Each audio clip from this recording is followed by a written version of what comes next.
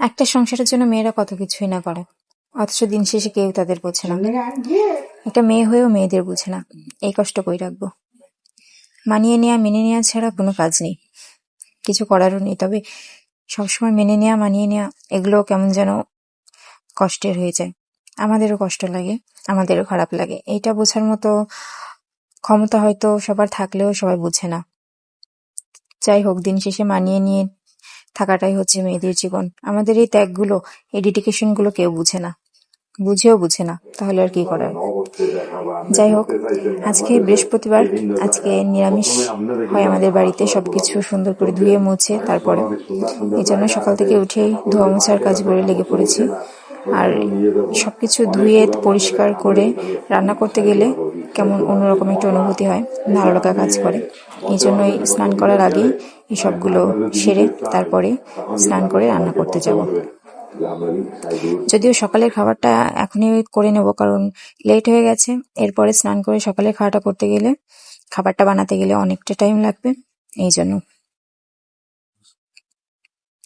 আরো কিছু থালা বাসন আছে, সেগুলো ধোয়ার ছিল। এই জন্য এই থালা বাসন রাখার ঝুড়িটা আগেই খালি করে নিচ্ছিলাম। এই যে এর মধ্যে কিছু জামা কাপড়ও ভিজিয়েছি, কালকে কাচার কথা ছিল। কালকে শরীরটা ভালো না বলে কাচতে পারিনি, এই জন্য আজকে ভিজিয়েছি। আজকে বেশি না, 2-3টা। এই যে সব কাজবাজ শেষ, সবকিছু মোছা শেষ মানে।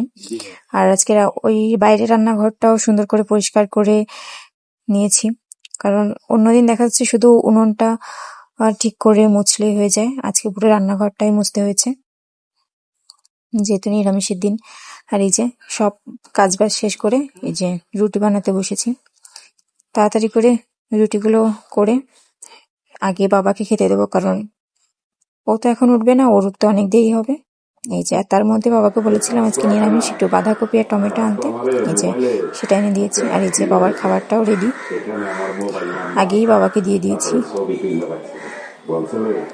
আর আমাদের খেতে খেতে দেখা যাচ্ছে স্নান করে এসে তারপরে, তাই ছাড়া আর টাইম হবে না।